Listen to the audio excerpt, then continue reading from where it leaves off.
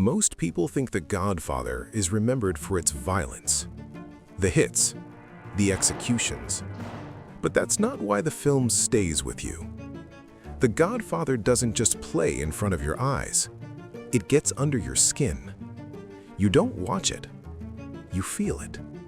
And the reason has almost nothing to do with the guns and everything to do with sound, editing, and silence. Francis Ford Coppola didn't want a simple crime movie. He wanted you trapped inside Michael Corleone's head.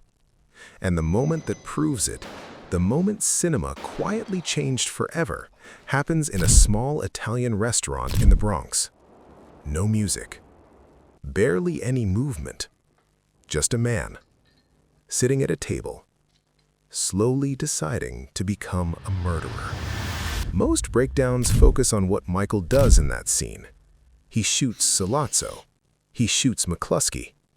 Point of no return. But the real transformation happens before he pulls the trigger. It happens in the edit rhythm, in the soundscape, in what Walter Murch lets you hear and what he violently takes away. Because if you remove the sound design and editing rhythm from this scene, it collapses. Even a real mob hitman felt it. Salvatore "Sammy the Bull" Gravano said about this exact scene, "Somebody who wrote that scene had to have a feeling for that. I mean, I felt like I was pulling the trigger myself." So, let's break this down in layers. How the rhythmic edit traps you and dilates time. How Walter Murch's sound design turns a crime into a psychological event. On paper, it's a simple scene.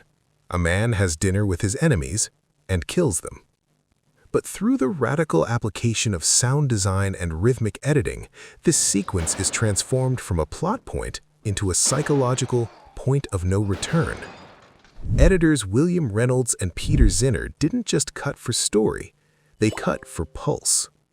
In the restaurant scene, the cuts start at a steady, almost comfortable rhythm, around 3 to 4 seconds per shot. It feels like dinner. Safe. Predictable. But as the pressure mounts, the edit begins to trap us. They hold on a single shot of Sollozzo for a grueling 12 seconds, denying us the relief of a cut. We're stuck in the room with Michael, feeling time dilate as his heart rate, and ours, begins to climb. This isn't traditional action editing. It's psychological editing. The rhythm becomes the heartbeat of a man about to cross the line forever. There is no music in this scene. That's not an absence. That's a deliberate choice. Instead, something else creeps in. At first, barely noticeable, a distant rumble. An elevated train. Walter Murch grew up around those tracks in New York, but realism wasn't the goal. The train gets impossibly loud, far beyond what it should be in that restaurant. This isn't background noise. It's internal pressure building. The rumble grows louder as Michael thinks, louder as he realizes there's no escape, louder as his old identity collapses. Walter Murch explained that for the audience, this sound isn't processed as realism at all. Instead, we're listening to the neurons in Michael's brain because he's making this incredible, life-changing decision. And then, the instant he fires the gun, total silence.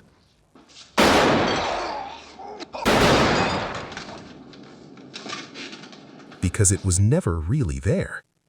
It was the sound of his mind breaking, of a decision snapping into place forever. That's not realism. That's psychological truth. The exact moment of the point of no return. Before the train screams, there's a smaller sound.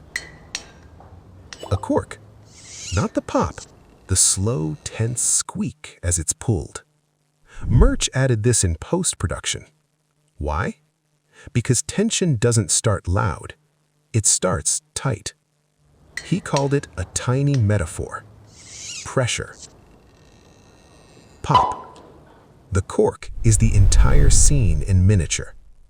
And because there's no score, Because the dialogue slips into untranslated Italian, that small sound becomes huge.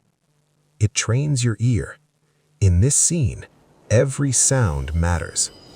So when the train arrives and the edit traps you longer, your subconscious is already primed for the explosion that seals the point of no return.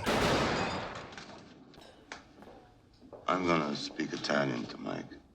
Go ahead. Large parts of the dialogue go untranslated. That wasn't a mistake. It was strategy.